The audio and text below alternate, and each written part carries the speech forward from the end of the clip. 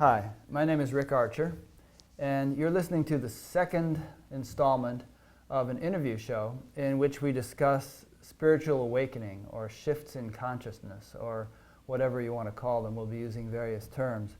The first installment was taped about a month ago as a pilot for a radio show, which you may have seen on YouTube or even on FPAC, the Fairfield Public Access Channel. Plans changed such that we're now going to make this primarily a TV show. And at some point it may also become a radio show. And I'll also be continuing to put them up on YouTube. And FPAC, the Fairfield Public Access Station, will also be streaming them to the web eventually, or archiving them to be viewed on the web. The idea for this show, a show in which I interview people who have undergone a spiritual awakening or a shift in consciousness, occurred to me a couple of months ago when I was working out on my Bowflex machine, listening to a spiritual teacher named Adyashanti. Thought just came, I want to do a show.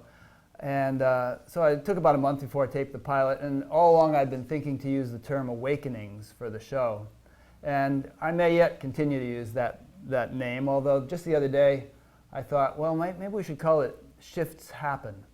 But then someone objected to the scatological implications of that term.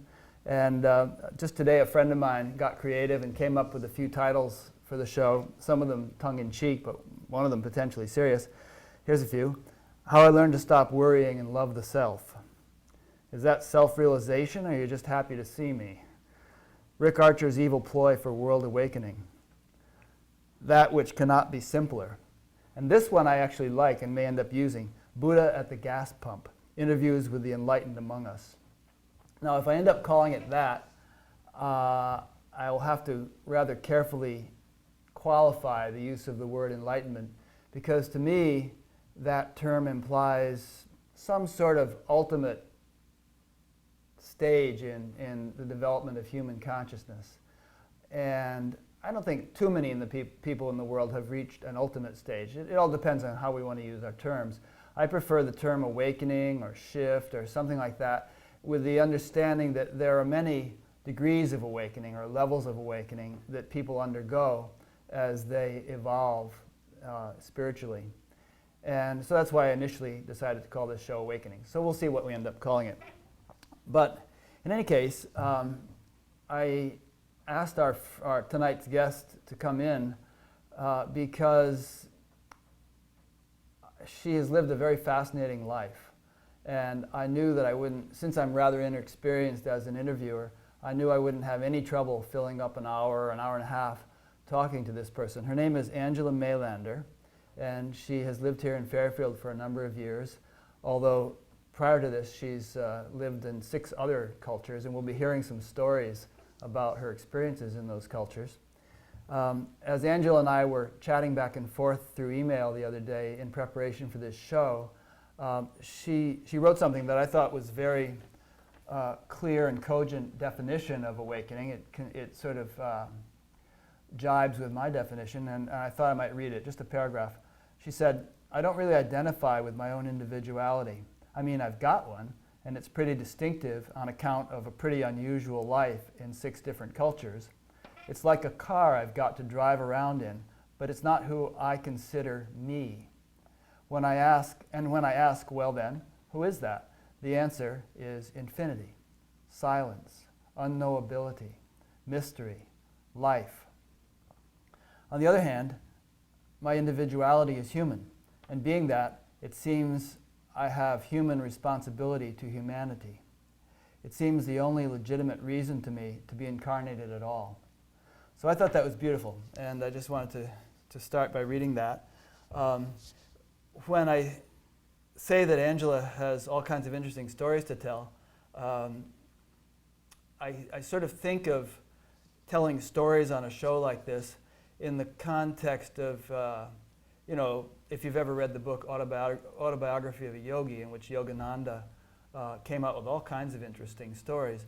But they weren't stories for story's sake. The central theme of that book was that there are people who are living in an enlightened state, and various anecdotes from their lives can illustrate what is really a very subjective an abstract experience and sometimes hard to articulate. So, enough of me doing a monologue. I'd like to reintroduce Angela Mailander. And Angela, as we talk and as I ask you questions and so on, feel free to take as long as you like. And if something is on your mind that I don't seem to be bringing out with a question, just bring it out. Just talk about it. Don't wait for me to come up with a question. Okay. So, where would you like to start? I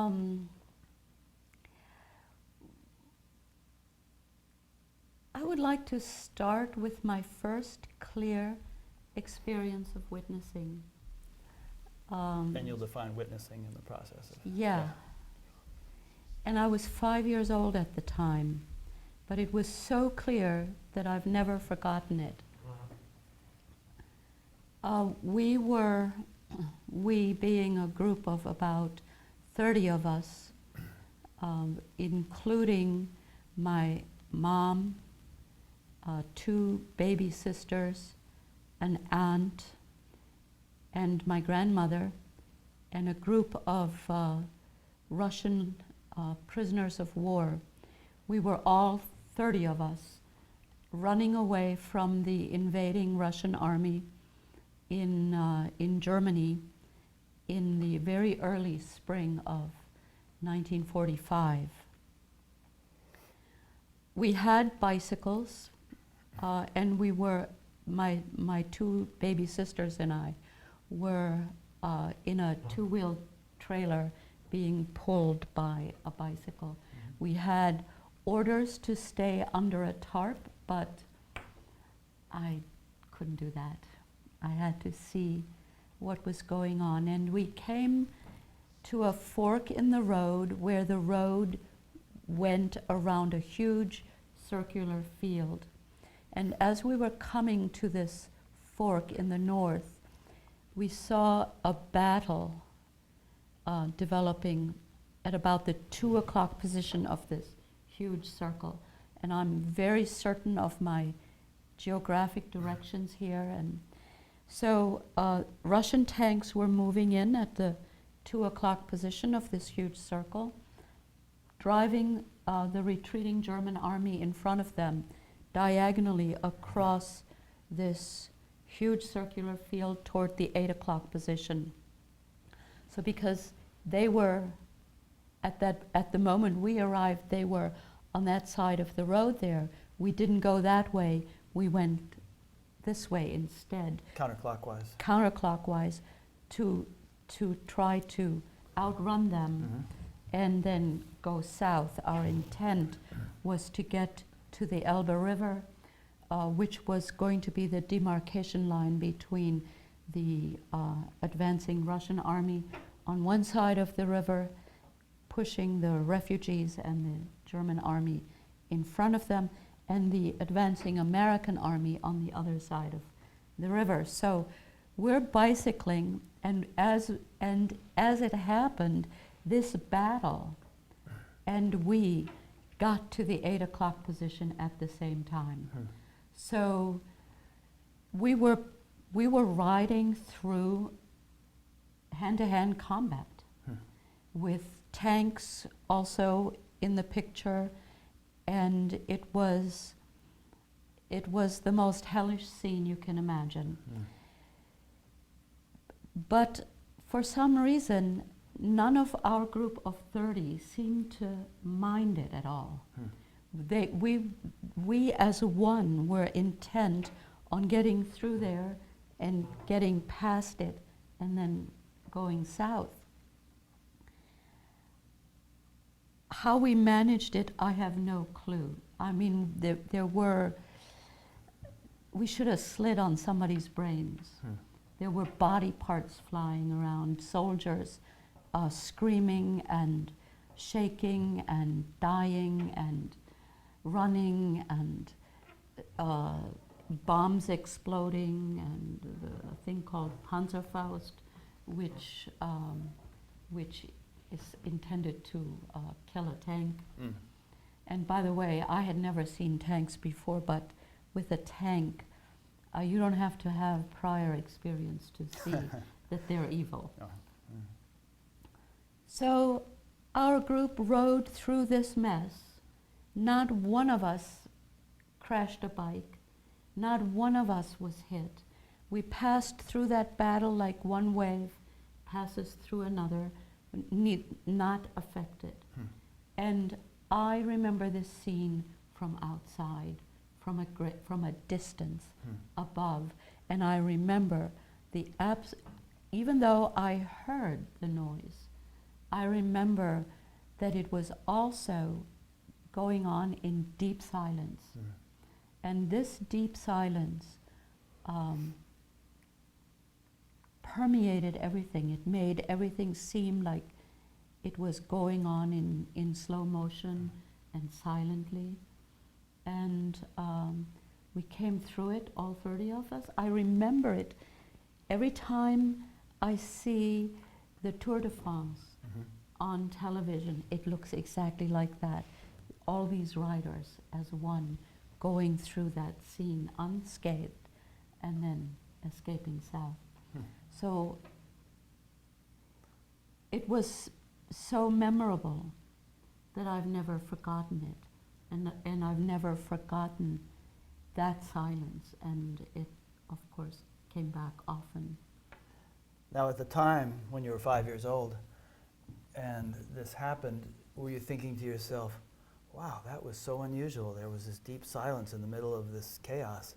Or did it not dawn on you until years later when you've reflected on that experience that that had been an unusual, way of reacting to a thing like that? Years later, many years later. Yeah. No, it didn't seem unusual at the time. Even the battle didn't seem unusual at the time.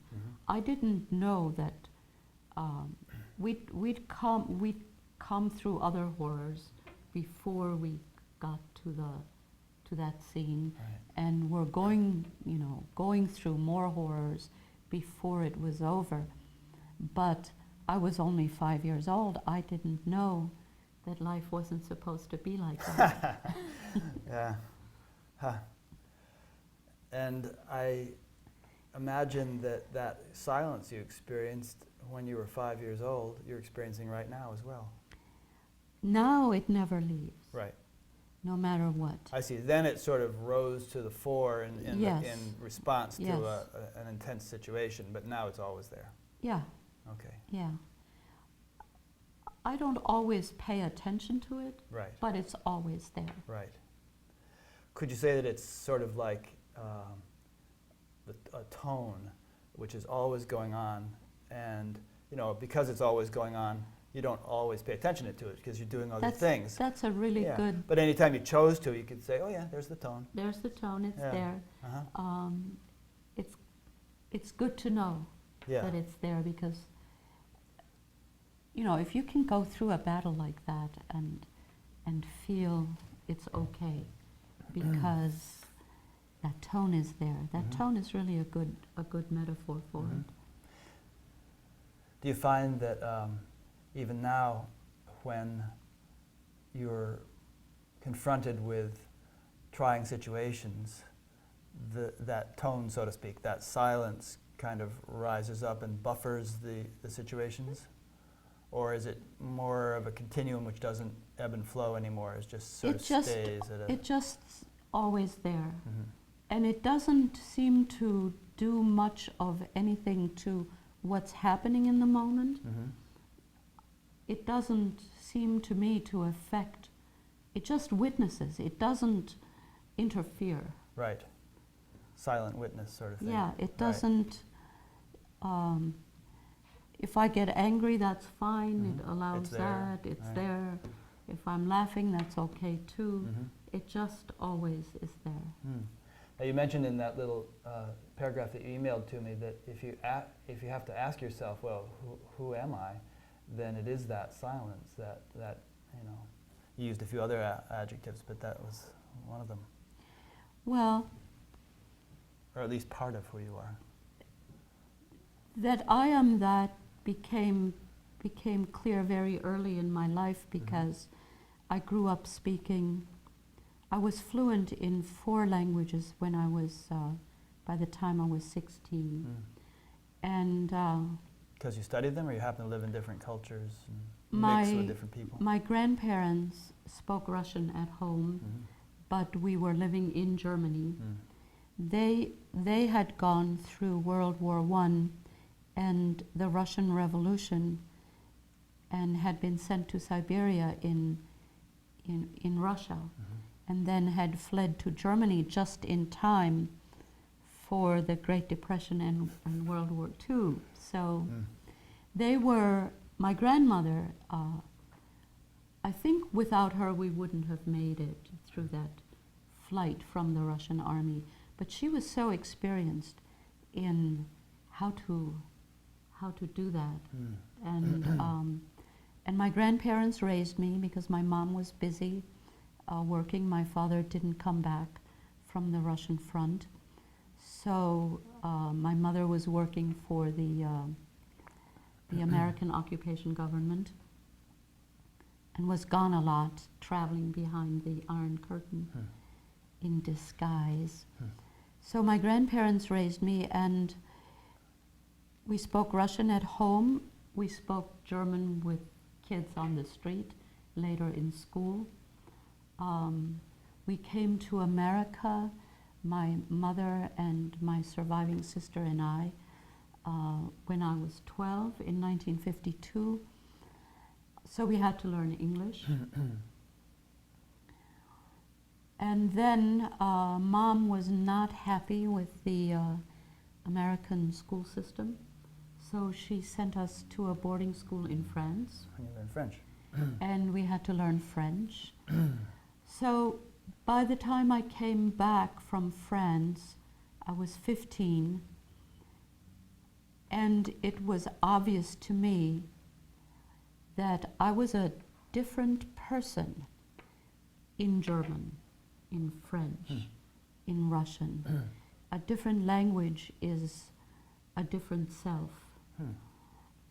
In fact, when the process of establishing a small separate self and the process of acquiring mother tongue is one and the same for a child, for a baby. So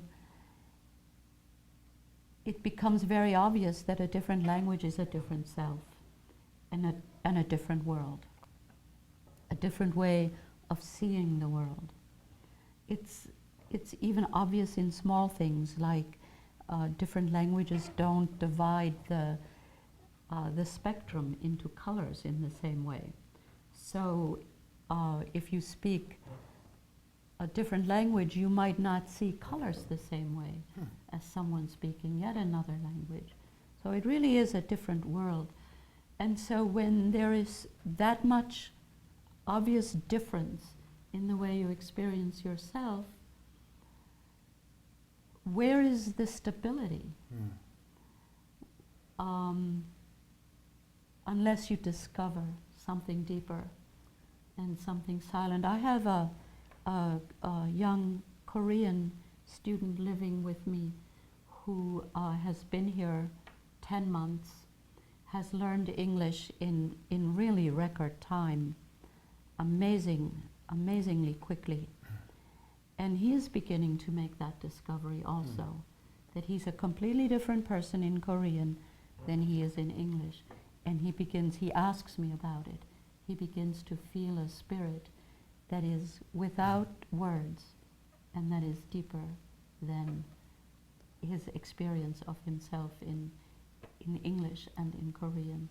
That's interesting. So theoretically, if you had just stayed in one culture and spoken one language, you might not have noticed that contrast, and you might have thought, well, this is just who I am, you know. Yeah. But having to jump from one to the other almost forced you to recognize that there was something that remained consistent despite the different personas that you would assume as you spoke different languages. That's right. In France, I'm in a girls' boarding school in a hunting castle that used to belong to Francis I, who was a Renaissance king. So that's just such a totally different world from the world I was living in as a new immigrant in America, in a slum. Yeah.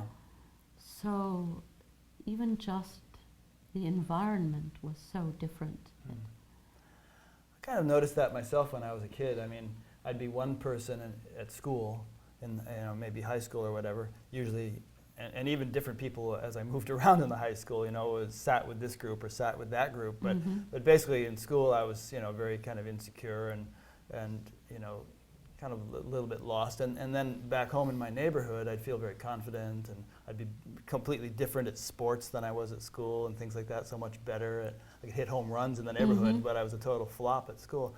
But unfortunately for me, I didn't notice or didn't even conceive of any sort of underlying thread that would, tie all those things together. And so it was really sort of a schizophrenic kind of an existence. But now, didn't you mention to me at one point, not in this interview, but earlier, that you actually learned a form of meditation at a very early age? Yeah, when I was 6. Maybe that accounts for the fact that this shifting of cultures for you was a stimulus to awakening. It's possible because, and it's happening, maybe it's happening for that reason to this 14-year-old Korean boy as well. But yeah, I learned a form of meditation when I was 6 years old from someone who presented himself as an illiterate shepherd. I am very certain that that was not really who he was. And I suspect that my grandfather had set this up because the day I learned the technique, and I'll describe it in a minute, and it should sound familiar to any meditator. He said he always wanted a full report of whatever my adventures had been that day.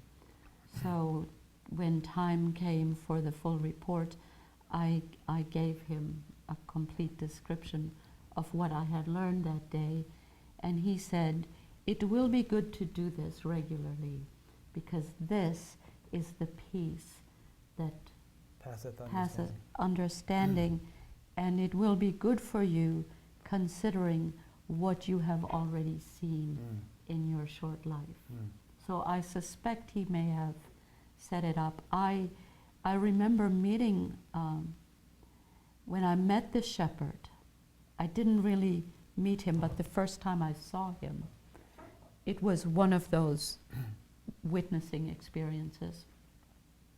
My grandmother and I were out collecting wild greens for dinner, and also scooping up molehills. You know what molehills are? Good. Molehills make really good potting soil, and there was no Walmart where you could. So we were scooping up molehills and collecting greens, and then suddenly this herd of sheep broke over the crest of a hill like a cloud or like a slow motion waterfall. And then after a small gap came the shepherd. In Germany, even today, shepherds wore the clothes, still wear the clothes that had been fashionable for shepherds in the Middle Ages. So a long black cloak and a crooked staff. He came striding after the sheep, and he had a dog that defined the perimeter of the cloud of sheep, and they passed through the valley, past us, just like a cloud passing, and it was stunning to me. Something about that event was completely breathtaking for me. And I saw him often after that, and I desperately wanted to meet this guy, but I didn't dare. I was only 6. Not even quite 6. my birthday was a few weeks away. And you were in Germany then, and, yes, and the war was over. The war was over. Okay. And it seemed to me that he was protected wherever he was by an invisible glass bell, that I could not enter that field. And I told my grandfather about that one day, and he said to my grandmother, "I'm going out to learn if this is a man of God." Huh. So your grandparents must have been quite spiritual.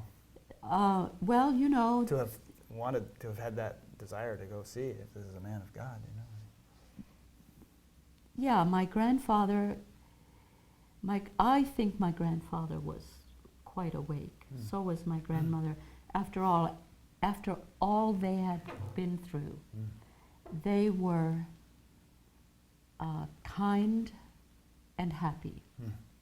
So that, to me, is a pretty good indication. Yeah, some people might be totally traumatized. Traumatized, bitter, and they were not. So he came back that evening and said, "I don't see why you don't just go up and say hello." And I said, "Well, I can't do that. We've never met before." He said, "This will not do. One day God will say, 'Come to heaven,' and you will say, 'Well, I don't think we've ever been introduced.'"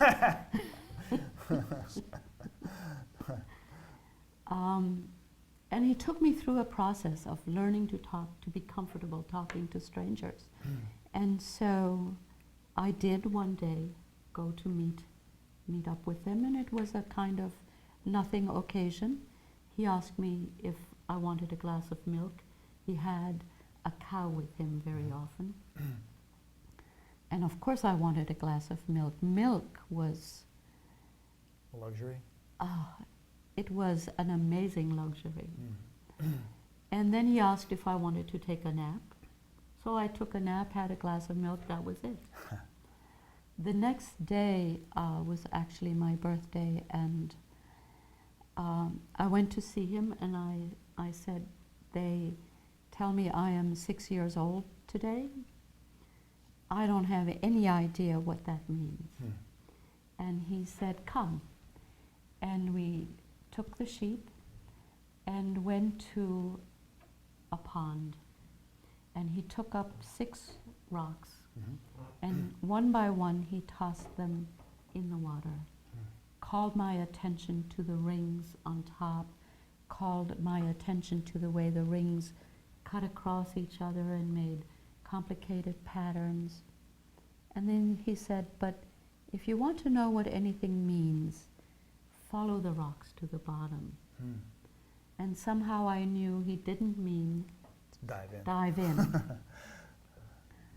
And he said, "Do it now, close your eyes and follow the rocks to the bottom." And then he took me through something very like the checking notes. Of transcendental meditation. Yeah, right. Yeah. And I practiced throwing rocks in the pond of myself from then on. Did you literally visualize rocks, or was it more of an abstract thing? At first. But, you know, the mantra refines itself, and so the rock image refined itself in that same way also, until it became something almost unmanifest. For those who might not be familiar with the term mantra, although most people watching this probably are, it's a word or sound which has no particular significance in terms of its meaning, but which has a vibratory influence such that if it's thought in a certain manner, it enables the mind to settle down, much like the metaphor of diving deep into a pond. So I just want to... Yeah, follow the rocks to the bottom and stay there. And the instruction was, well, if you have thoughts, throw another rock. And so you started doing this regularly?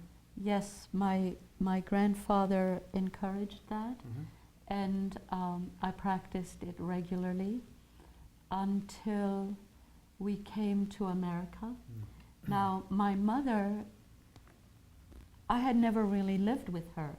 until we came to America, because she was always traveling on her mysterious secret projects for the Americans behind the Iron Curtain, which I took very literally. Oh, An iron curtain somewhere, that's right. And so when we came to America, she saw me do this for the first time. What are you doing, she said. And I explained it. She went bananas and forbid this practice. Interesting. Why would she have forbidden? Because she associated meditation with the Nazis. Really? Yeah. Were the Nazis into meditation? Yes, they were. Hitler practiced a form of meditation. I don't know what form. He was a vegetarian. He did group meditations with the top brass of his SS. The swastika is a Sanskrit symbol. Yes. Turned backwards. Yes. And there were all kinds of spiritual teachers. In fact, Hitler was kind of discovered and groomed in something I can only call an ashram. Wow. And there were many, many spiritual teachers like that in Germany especially, but also in England, in France. And that whole, it was a kind of a new age scene, and that whole scene vanished overnight when the war was over. But it was thriving during the war? Nothing was thriving during the war, 'Cause everything especially was toward the end. It was chaos. right. But I suspect that shepherd was actually a teacher of meditation during the Nazi years, and then went underground as a shepherd.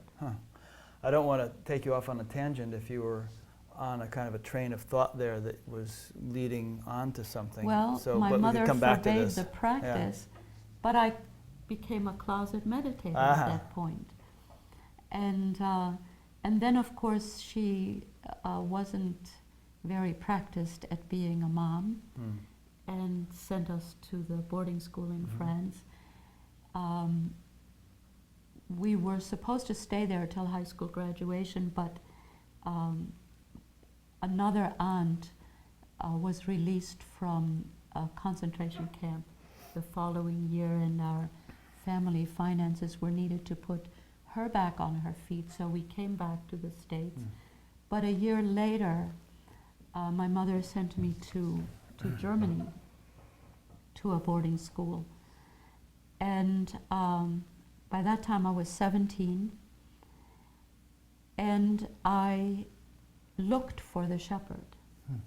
I had looked for him when I had gone to France to school as well, because we spent our vacations in Germany, and couldn't find him, couldn't find a trace of him. But when I was 17, I ran into an old man in the village where I'd grown up, and he said, "Aren't you that Angela that used to hang out with that weird shepherd?"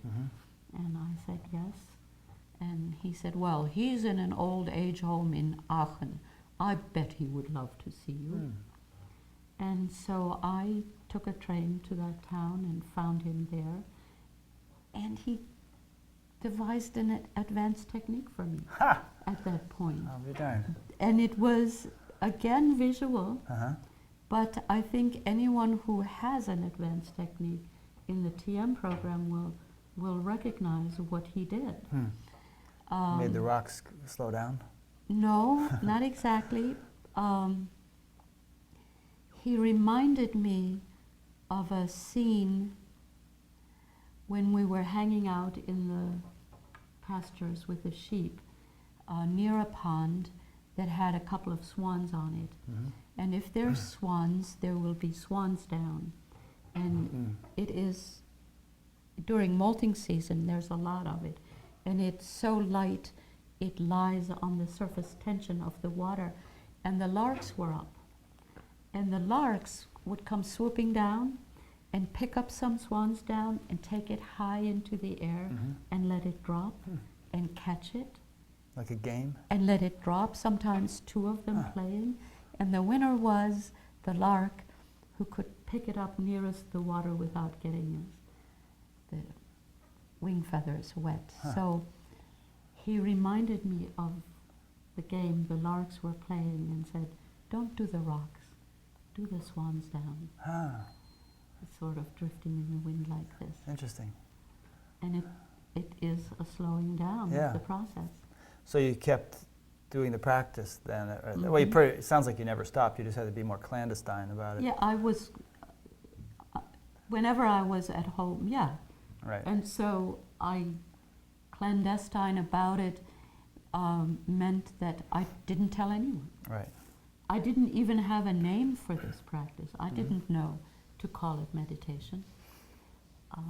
It was just something I did. It made me feel better. Much later, when I got into TM, I got into TM because I inherited, by marriage, a severely mentally, emotionally disturbed stepdaughter.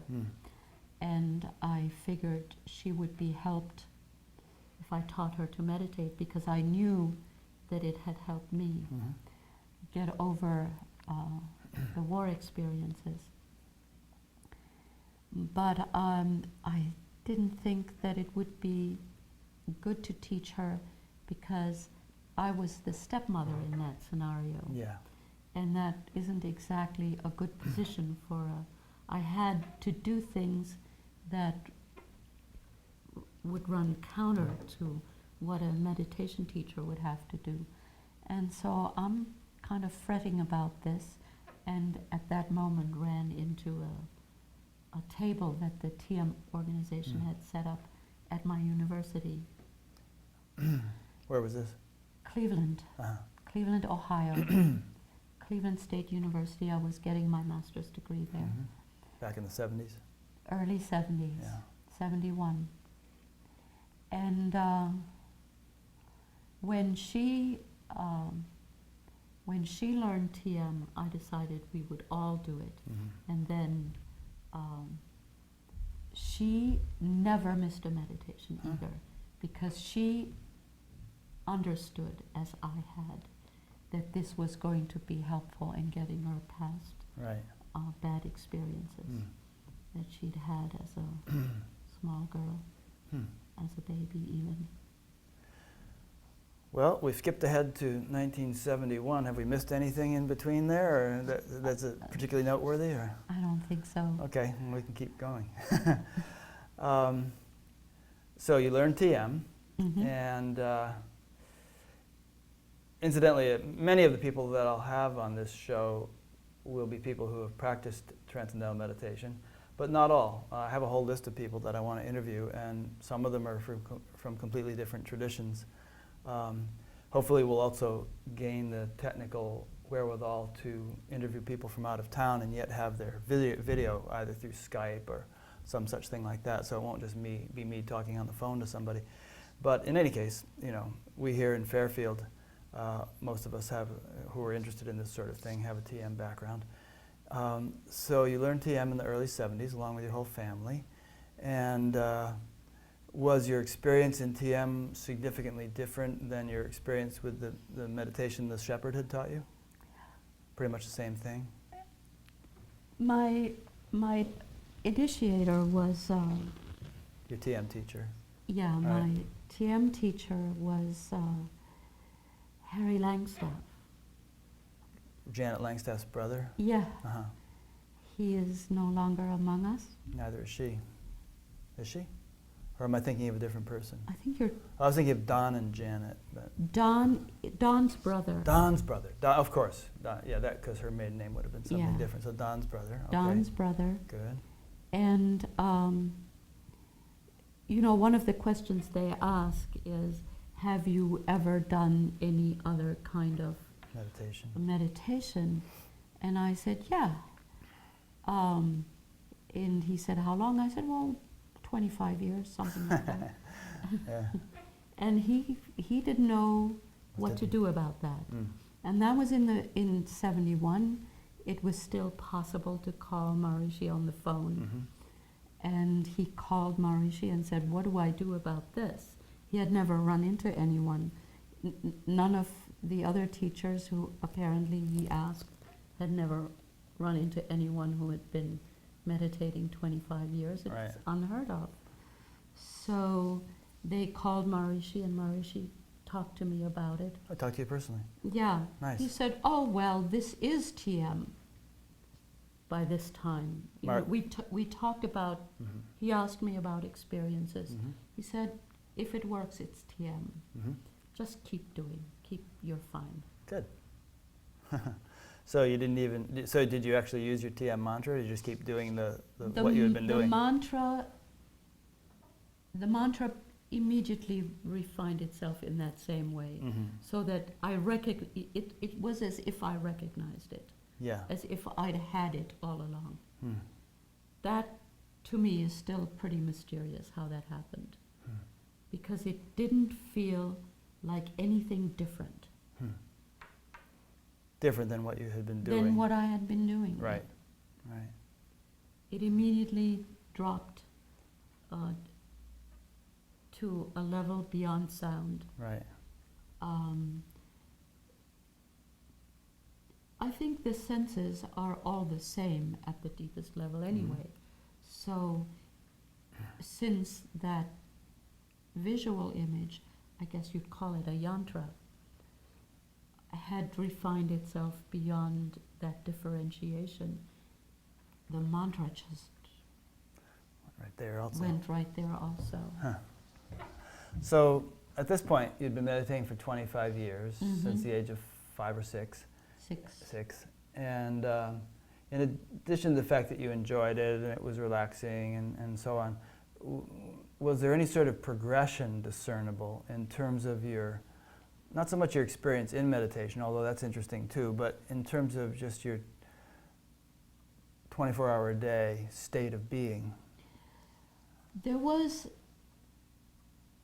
a kind of huge sort of shifting going on a couple different times. Let's talk about those. One of the reasons my mom decided to send me to France, to boarding school, was not just because she didn't like the American educational system, but she didn't really know what to do with me. I was too weird.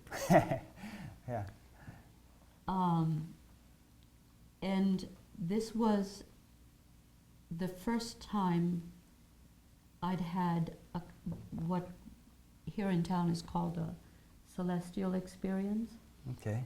Let's define that too. I mean, Well, elaborate on the term as you continue to. It's a subtle experience. It's not exactly like the normal physical world that we recognize as real. If a shrink had heard my story, I think I'd have been a goner. And this was when, the celestial experience? I had just returned from France. So you're about 14, 15? 16 possibly. Okay. 16. And I was, in my other life, I'm an artist. So I was playing with enameling on copper in the garage.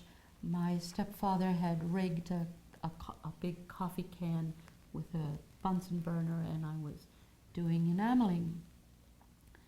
And I noticed that blues and greens on copper don't look as cool as I wanted my blues and greens to look.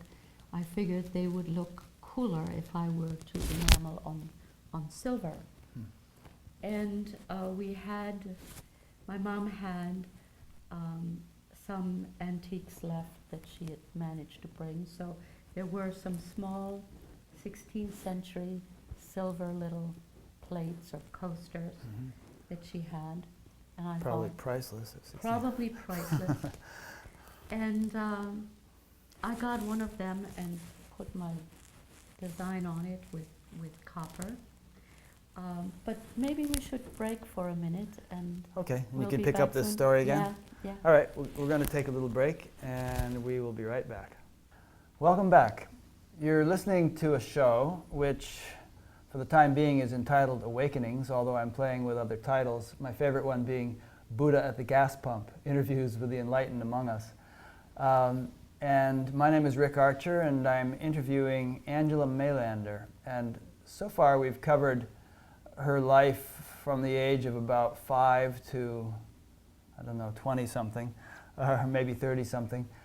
She learned to meditate when she was 5 from a shepherd in Germany and practiced it regularly throughout her life, and very quickly developed a state in which a field of unperturbable silence characterized her inner life, despite a very varied and sometimes tumultuous outer life. And she was just before the break beginning to talk about what we might call a celestial experience that she had when she was a teenager. And I'll just turn it back over to Angela and let her define what we mean by the term celestial experience and what her particular experience was. Well, I was enameling and wanted to see what blues and greens looked like with a silver background instead of the copper. And my mom had these 16th century little silver plates, so I got one of them. That was part of my problem with her. I never really thought about what I was doing. And she kept telling me that I should think about what I was doing. And I never developed that skill. You just did it. I just did. So I got this thing, set it in my little rigged kiln. But 16th century silver is more pure than a modern alloy, and so it melted. I was going to say, yeah. And before it flowed, it became incandescent, and it held its shape for a moment, and it seemed to me that it was an angel. That it was the angel responsible for creating silver. It wasn't a creature with wings. It was what it was. It looked like an incandescent plate.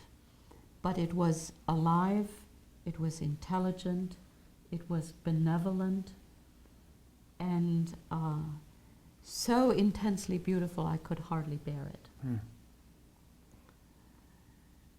And then the silver flowed into the bottom of my coffee can. And I could not bear the common light of day, as Wordsworth, I think, would have called it. And I got one after another of those silver plates. There were 12 of them, and melted all of them down. Oh, brother, you must have caught hell. I think you can say hell on TV. I think you can say hell on TV. My mother was so upset. And I think that was one of the causes. She could no longer deal with me. Now she Did you have the angel experience every time you melted? Oh, just the first time. Just the first time. That's why I melted down all of them. Right. I was going to have that again. But that didn't happen that time. And of course, every time I did something, and I did a lot of crazy things apparently when I was a teenager, and that was no doubt a crazy thing to do. I knew my mom was a scientist. She was an atheist. I knew that I could not say to her, I saw an angel. And so and I knew she would ask me why. Why in the world? And all I could say was, I don't know. And why did you melt them, or why would you call it an angel? Why did you melt them? I see. And all I could say was, I don't know. And she hit the ceiling. Yeah. I'm tired of your I don't knows. Because that's all I could ever say to her. Right. Because you probably could have said something, but she wouldn't have comprehended She it, so wouldn't- you no. didn't bother trying. No, I knew better Right. than to try to explain this to her. Pearls before swine, so to speak. Well, she wasn't exactly a swine, No, I but mean, it's not a very complimentary she metaphor, but she was an intelligent I'm sure person. she was, yeah. But she certainly had no soft spot in her heart for any kind of spirituality Mm-hmm. because of my grandfather's spirituality. Mm-hmm. And he was her dad, so there had to be some rebellion against it. And you also said that she associated that sort of thing with The meditation with the Nazis. with the Nazis, right? So, and she hated them with a Right. passion. So she sent me to France, but from then on, I had experiences like that regularly. Just unexpectedly. Just unexpectedly, the world would become alive, intelligent, completely present, Mm-hmm. and I did not understand it, Mm-hmm. had no one to talk to about it. Almost unbearable Mm. to have that continuously. It continued until I went to college. I remember one time I took a Greyhound bus from Cleveland to Kent, Ohio. I went to Kent State University as an undergraduate. And on the trip to Kent, I had one of those experiences. I landed in a hospital, spent all my money, did things I shouldn't have done. So you checked yourself into a hospital? No, Oh. I landed in a hospital because I kept taking the bus to see if I could find that again. So you just like you thought that melting another Melting plate another was plate was that you going thought to that do taking it. the same bus ride was Taking gonna, the same bus ride, Ah. I would drop into that world again. Uh-huh.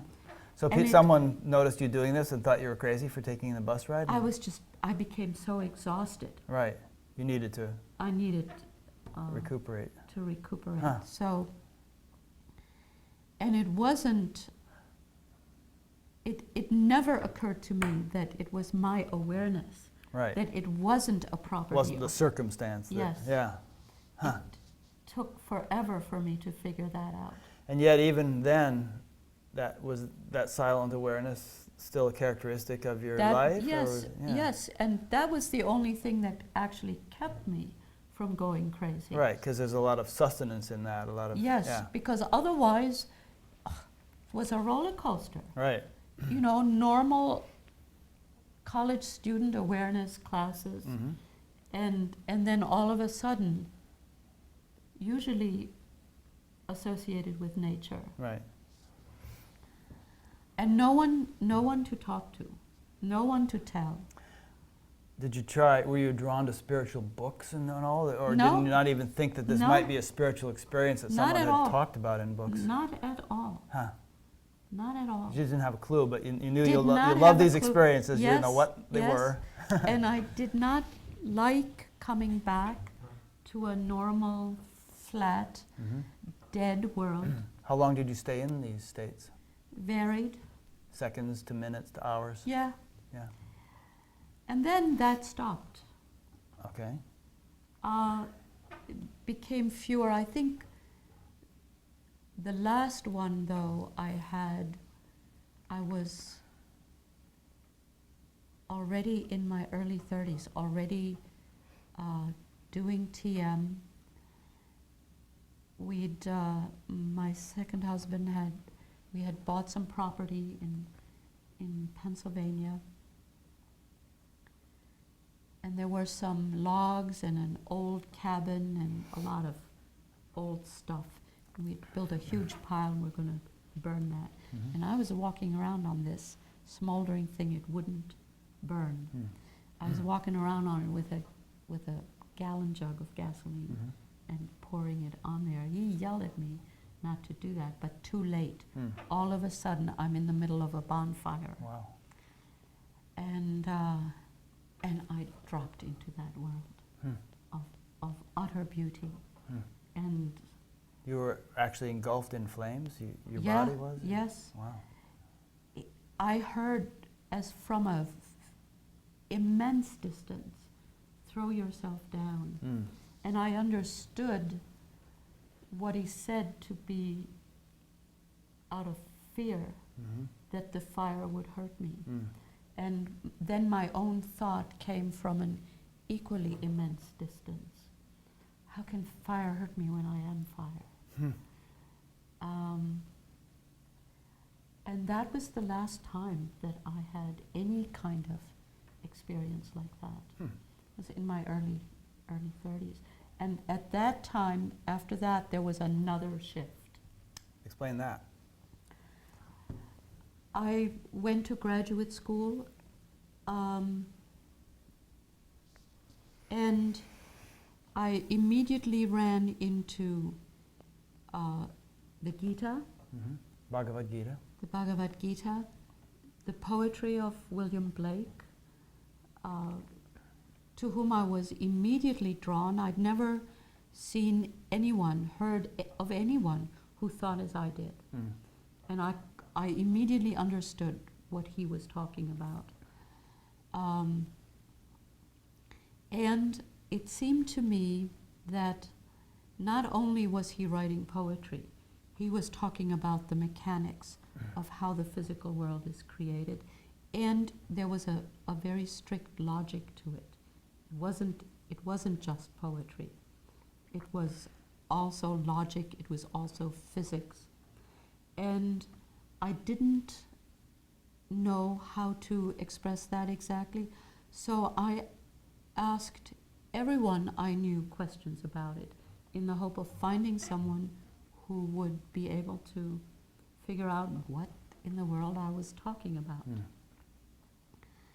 And one of the TM teachers at the center handed me a book called Laws of Form by the British mathematician G. Spencer Brown. And that work is kind of a mathematical equivalent of Vedic knowledge. It begins with, we take as given the idea of distinction. So it begins at a Dualistic. at a beginning point. We take as given the idea of distinction. And then goes into an iconic mathematics, a non-representational, non-numerical mathematics, and creates first an arithmetic, then an algebra, and finally a calculus. And it ends with basically the statement, we see now that I am that, thou art that, and all this is that, only expressed in modern English, that the observer and the distinction are really one. So it's Vedic in essence. So you read that book. I read that, and he mentions Blake, that Blake had a clue about this. And it expressed exactly what I thought Blake was doing, that it was not just poetry, but strict logic, very strict logic. And at the same time, I ran into Noam Chomsky, who says that in the deep structure, all languages are one. That was my experience in any case. So it was like a flood of Maharishi says there are two steps of knowledge, not experience and understanding. I'd been having all kinds of experience, but no knowledge. And 1971 was the year I got flooded, totally flooded with knowledge from all sides. And so that created another shift. So did you feel, obviously you're implying that the knowledge that you were picking up from those authors was corroborating what you had actually been experiencing but hadn't been able to express. It was calming and exciting at the same time. And enlivening. Maybe Yes. enlivening, maybe Yes. you mean by exciting. And so that it triggered a shift. It triggered a shift, and And what was the nature of that shift?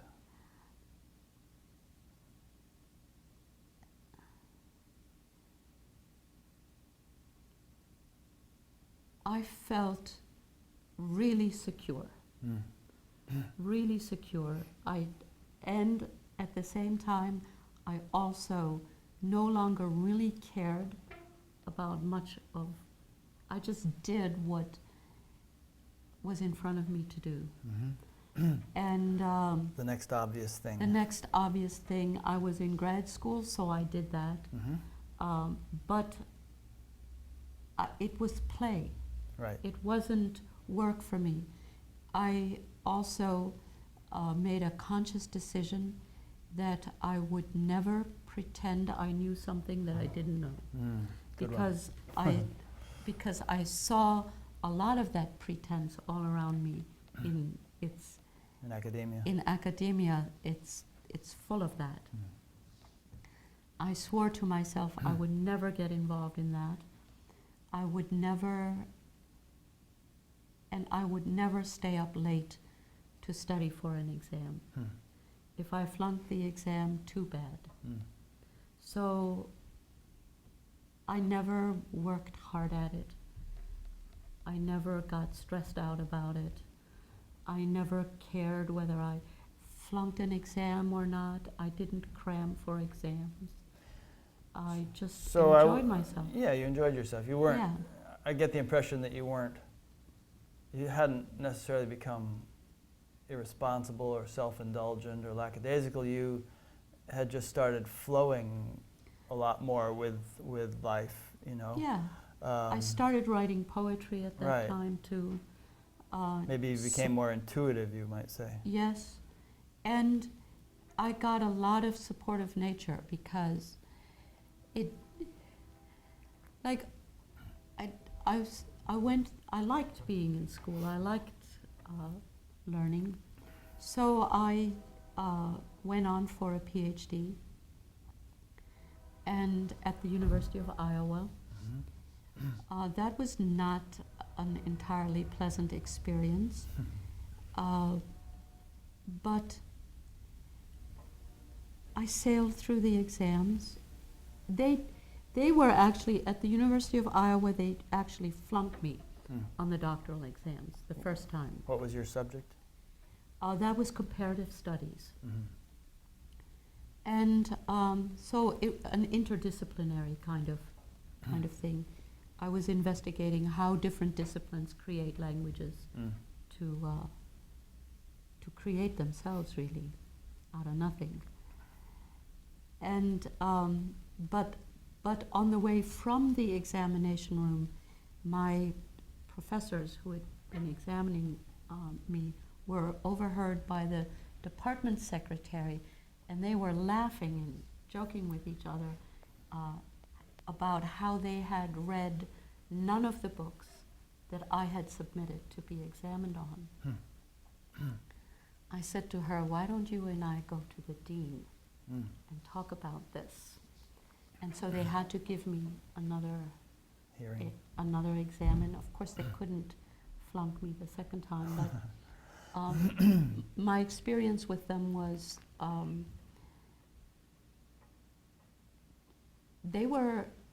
they did not want a woman among them. They, especially not an intelligent woman, and they did not like it that I would not play their game. But I nevertheless got all kinds of support of nature because I refused to cram for exams, but the exams just happened to ask me the questions I knew the answers to. They could have asked many things that I didn't know. That sort of defines the phrase supportive nature, which I was going to interject and do because it's kind of a TM movement phrase, but yes. you know, it basically means that, you know, your life is so in tune with whatever it is that governs the universe that, you know, your individual initiatives and the sequence of events that unfold kind of mesh smoothly. And things just kind of fall into place for you. I went on for a second PhD because a university fellow, I couldn't find a job in my field at the time.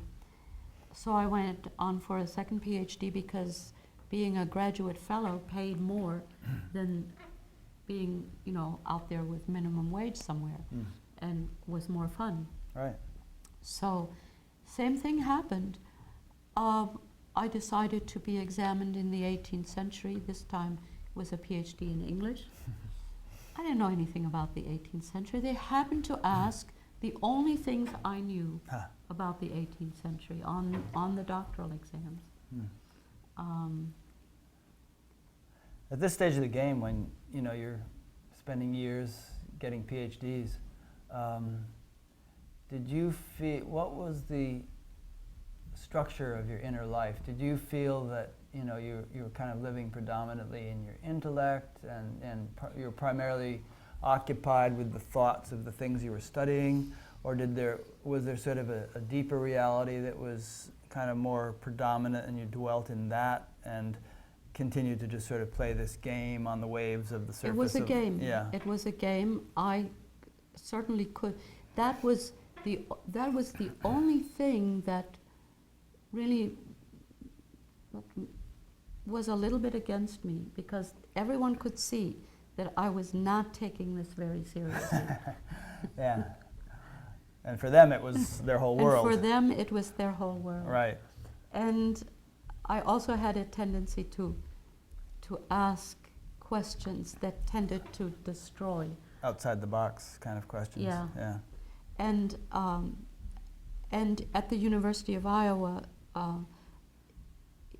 the intellectual climate was to deny anything transcendental. Right.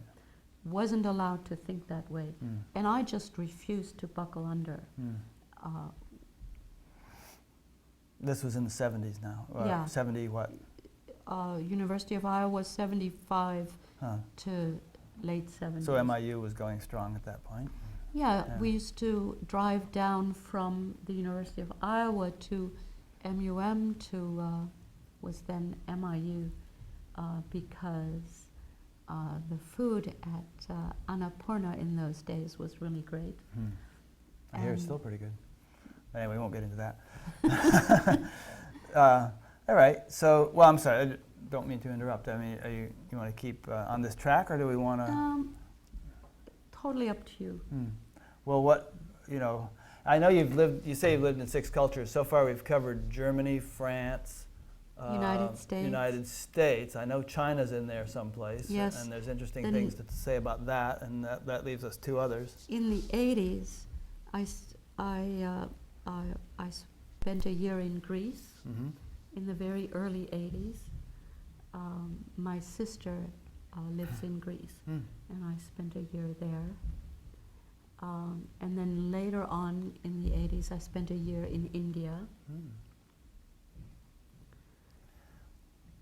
Let's talk about your experiences in those places, but let's do it kind of in the context of the continuing development of your inner life, and you know, picking out whatever incidents you think are most sort of significant in terms of the, you know, correlate to what's going on inside as you went along through the years. I went to Greece because my personal life had crashed, and marriage or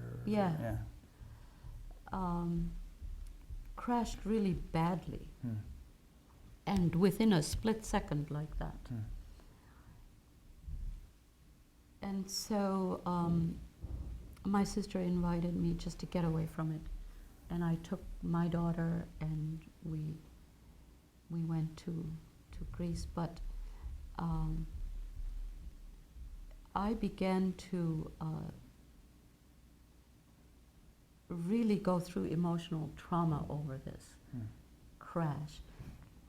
But it felt like a necessary development. That this was an attachment, and that I had to get past it. The marriage was an attachment? Yeah. Not to say that awakening people have to all give up their marriages, but in your particular case, In my case, there was something else in store for you that you had to kind of move along to experience. This kind of emotional attachment to a guy, obviously in my own life, was something I had to work through and get beyond. And it was very painful. But at the same time, I had not just physical distance in Greece. I still had that silence sustaining me, even though I was suffering emotionally. It was okay, so now I'm watching this creature suffer. And I felt the necessity of it. Right. I felt that it was somehow, in the long run, good for me to go through this. And so, on the surface, this took 16 years. This was a long time. You mean breaking up with your husband and going to Greece and working That through whole this emotional process, stuff? yeah, took I mean, I wasn't in Greece 16 No, years. no, I was just a year. And another culture, another language. I wasn't there long enough to Learn Greek. actually learn Greek, but by that time, you know, after you master 3 or 4 languages, another one is not that big a mystery. Right. Especially since the ones you've mastered all came from Greek. They all came through Latin and Greek. Right. But it was another world. It was definitely another world. My sister had married a multimillionaire who was involved with the World Bank, and I got to see how the ruling classes of this world actually live and do business. So that was an education all by itself. Then I got a job, but even though I was in emotional pain, I functioned in the world. I did my job. People thought I was an unusually calm and cheerful person. Was the pain incessant, or did you work through it in waves? In waves. Yeah, like you take a chunk of it, work through it, then take another chunk. Take another chunk, Yeah. work through it. But only my very closest friends Knew you were going through this. Yes, my colleagues at school all thought I was an unusually calm and cheerful person. Now you say it took you 16 years to get through this emotional pain. Did you actually get to the bottom of it and root out last vestiges of it? It just evaporated one day. Done. Done. As suddenly as it had come. Just emotional pain around your marriage and attachment to a guy, or kind of emotional pain in a broader sense? You just somehow... It became a broader thing. Yeah. I mean, after a while it was very obvious to me that this was not about this guy. Right, it was more just a... It was a much deeper thing, and then toward the end of it, I undertook the job of, I gave up my career to take care of my mother. So that was a difficult time because she was completely paralyzed, and there was no one else to help me. So I was on call 24/7, on duty with a difficult task. But and Mom was hell on wheels to live with. But I would do it again, just for seeing what happened to her 2 weeks before her death, she dropped her personality. She had been bitter and unhappy. Obviously, I mean, she couldn't even use a call button I had taped under her fingers. I had to spoon feed her, Could she diaper talk? her. She could talk, but her mind was clear. To the extent that a depressed mind is clear. But then 2 weeks before she died, the person she had been was gone, and she became a radiant soul without any real personality at all, just radiant love. It was... Was she still able to talk at that point? Yes. And did she realize something was happening, and was she able to talk about it? She didn't say much. There Right. was no need. We understood each other at that point very perfectly. It was totally wonderful to have that communion with her at the end, because we had never really gotten along before. In spurts, I mean, intellectually we respected each other, but emotionally there was always conflict. So I was very happy to be able to see that a life is an act we take on, a role we play, but it's not who we are. Right. And I saw her drop it. And who she was shown through. Yeah. For the last 2 weeks. And so that same year I was freed of everything. And as soon as I could pick myself up, I went to China, had a great time. And what year are we at now?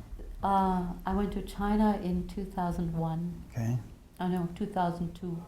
2002. So what we've kind of gone through in terms of your inner development is, learning to meditate when you were 5, experiencing deep silence even before that, but kind of culturing and stabilizing that silence over the course of the years, beginning to have some celestial experiences, seeing an angel or seeing the innate beauty and intelligence in the concrete objective world when you were a teenager.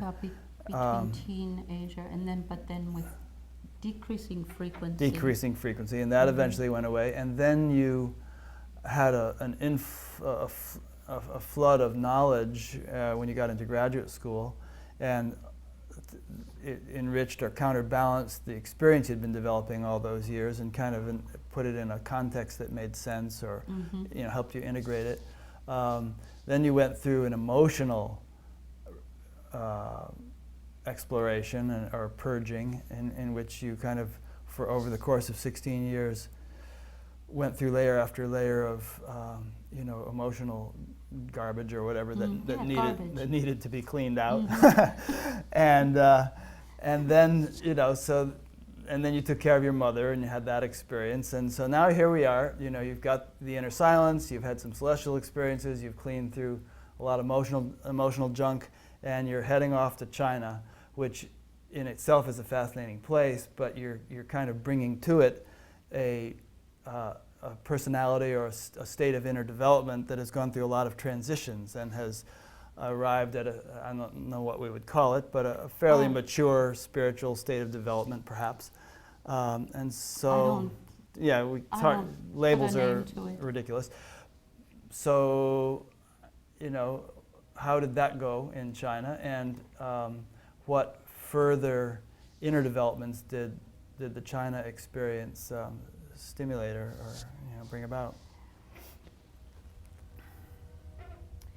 Well, there was again this kind of nature supporting that trip. I had no money, no job, and had no clue.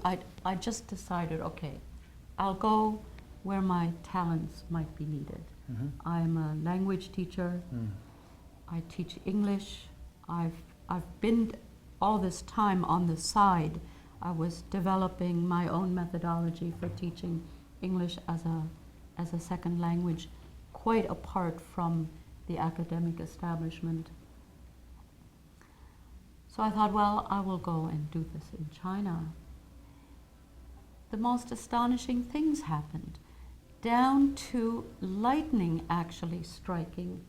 I borrowed money to buy a laptop to take with me, and I was transferring data from my computer to this laptop when a thunderstorm came up, and I had the plug of the laptop. I just finished transferring all the stuff, had the plug, saw the storm coming in so quickly I didn't have time to shut it down, just unplugged it. Had the plug still in my hand when lightning threw me off my chair and killed every piece of electrical equipment in the entire house and my neighbor's house. And the insurance paid for my trip to China. Oh, cool. Did you lose all the data on your computer? No, I had it all already transferred to the laptop. And you unplugged it just in time. And I plugged it just in time. Wow. And so that happened, and I had no clue where in China I was going. So, but I made the decision I was going. So I went to Everybody's.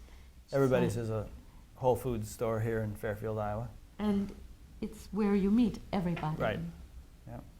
So at Everybody's, I ran into a former student I had taught at the high school on campus.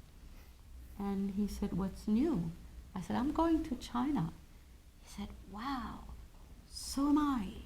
I said, "When are you leaving?" I'm kind of shortening this a little bit.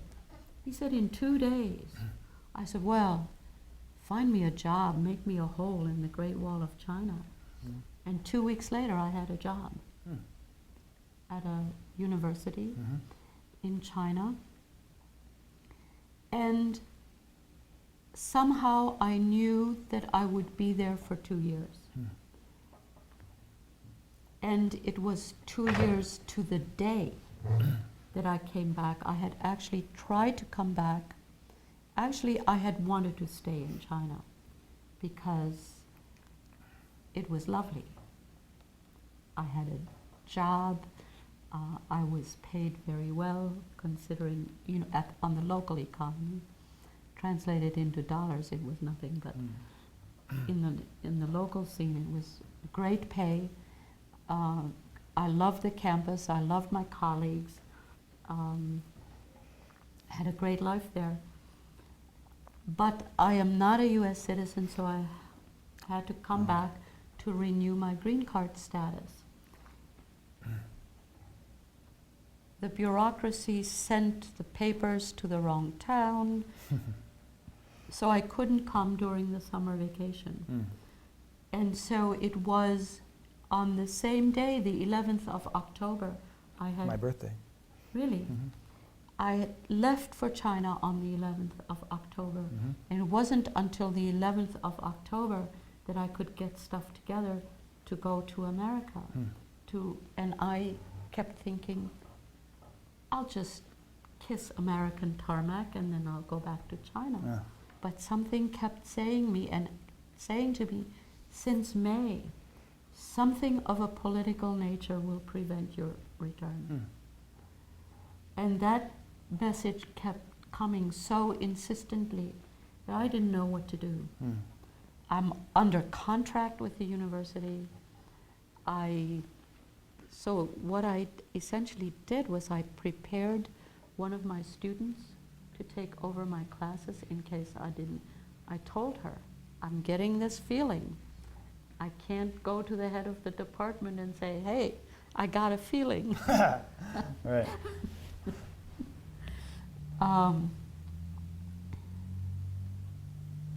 I got I sent everything I didn't want to lose to the States, gave everything away in case I couldn't come back. I gave my student instructions. You know, my video collection goes to, my books go to, my dishes go here. Had it all arranged. And then as soon as I got to the LA airport, Homeland Security arrested me. What in the world for? They wouldn't say, but they said, you can go back to China if you want, but if you do, you're never coming back here. If you go back, you might as well give us our green card right now because you're not coming back. Huh. Lovely gentleman. So I had 2 suitcases full of presents for friends and a decision to make, rich woman in China or bag lady in the US. And I went for bag lady. I can give you reasons, but I know that I don't know the reason.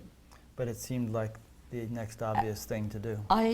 I had known before I left it would be 2 years, and it was 2 years to the day.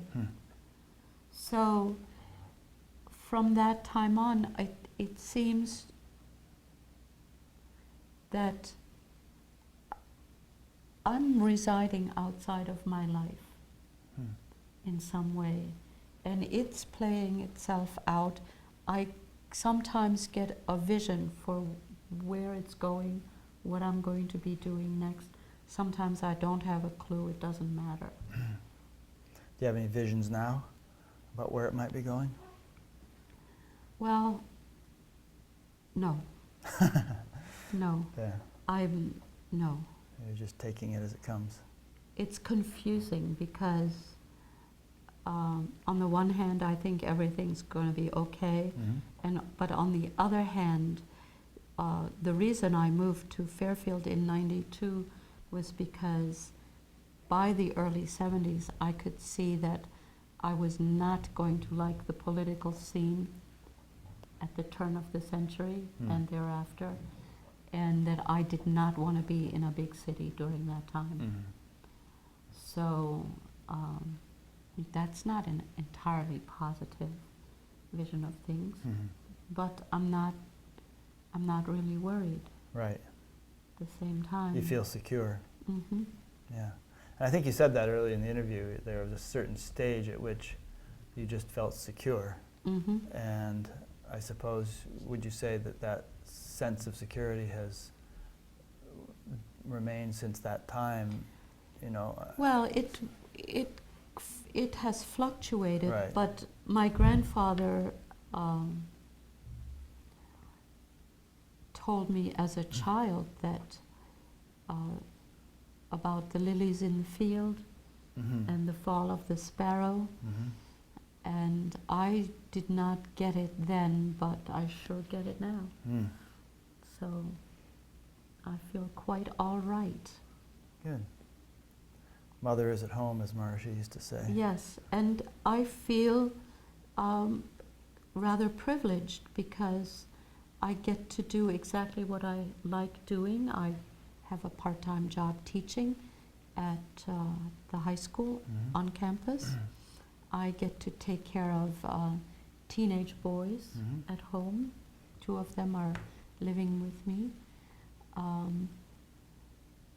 They keep me laughing. Yeah. They're fun. And I even have time to write and to continue to do my artwork. My work is at the Teeple Hansen Gallery. So it feels like a privilege to be able to serve and do whatever I'm doing. Towards the beginning of the interview, I read something you had emailed me where you said that I don't really identify with my own individuality. I mean, I've got one, and it's pretty distinctive. It's like a car I've got to drive around in, but it's not who I consider me. When I ask, who is that? The answer is infinity, silence, unknowability, mystery, life. And you said, on the other hand, my individuality is human, and being that it seems I have human responsibility to humanity. It's interesting because I think we sometimes forget, but it's my understanding that the vast majority of people in this world identify predominantly with their individuality and cannot really locate anything other than their individuality, which they could call themselves. If you begin to ask them who they are, they give you their name, they give you their age, they give you their occupation, they go on and on describing more and more details about their individual life, but they don't generally allude to something that is infinity, silence, unknowability, mystery, and so on. Of course, more and more people would give you that kind of response. It's becoming more commonplace. Yes. But it's interesting to reflect as we kind of come to the end of this interview. It's interesting to reflect what you've just been saying, the security and even the guidance that seems to grace one's life when there's this balance between individuality and universality. It's not that we're all one or all the other. Both are kind of components, as it were, of or different points on the spectrum of our life, and it grants one a kind of protected status. It feels that way, yeah. It feels there's work left to be done, things left to be done, but it also feels very secure that nothing can really happen, that no matter what happens, there is a level of silence that is untouchable. Invincible, as Maharishi always used to like to say. And all is well and wisely put. What is that saying? God is in his heaven and all is right with the world. All is right. Well, all is right with the world, yes, ultimately, but we are here to make it a better world. Right. Yeah, all is right with the world does not imply that, all the stuff that's happening in the world is fine just as it is. I mean, in some respect it is, but it's also fine that we improve it a great deal. That's the job. Yeah. That's the reason to be here. Right. Yes. To kind of, you could think of yourself perhaps as a conduit. Early in life you cultured or became aware of a deep level of life, and throughout your life you have been, I don't want to say using, but on that foundation you've been able to express a deeper value of life through your activity to those around you. Boys that you take care of, students that you teach, your mother that you took care of, and so on. And it's the children that I've raised. I've always had kids at home to raise, not just my own, and taken care of students, a lot of students. For some reason, biblical quotes keep coming to mind, but my cup runneth over. If the cup is full, then it can overflow and nourish others. And I kind of see your life as having had that nature, that tendency. Yeah, I've enjoyed it. I've enjoyed being a teacher. I've enjoyed being a writer and an artist. It's all been really good. Good. Well, and I've enjoyed having you here to talk to. This has been nice. I'd like to, and thank you, and thank you very much. And we've been talking with Angela Mailander, who lives here in Fairfield, Iowa, as I do, and who is a teacher at the local private high school. And if you missed any of this interview, I imagine it will be played again on FBAC if that's how you're watching it, and if not, it will be on YouTube. And I'd like to give out a few practical points about how to kind of stay in touch with this show and actually interact with it. I'll be doing a number of things.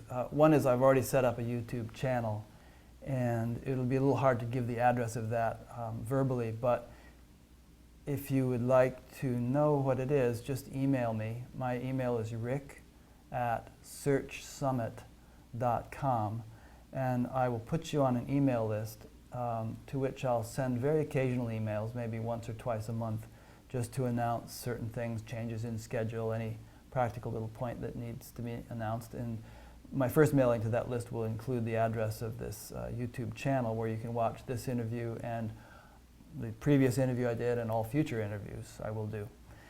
I'm also going to establish, I actually have set up a chat group, a Yahoo chat group, where people who watch this show can go and discuss points that have been brought up on the show and address questions to the guests whom I will interview. And I'll ask the guests to join that chat group too, if they will, and so that people can ask them questions and interact with them. As time goes on, we may be able to create podcasts of this show. As I said earlier, we might be able to set up a Skype arrangement where we can interview guests out of town and see them as well as hear them, and all sorts of things. I'm kind of having a lot of fun with this project and would like to continue to develop it. So my email address, again, if you'd like to get in touch with me, is rick@searchsummit.com. Also,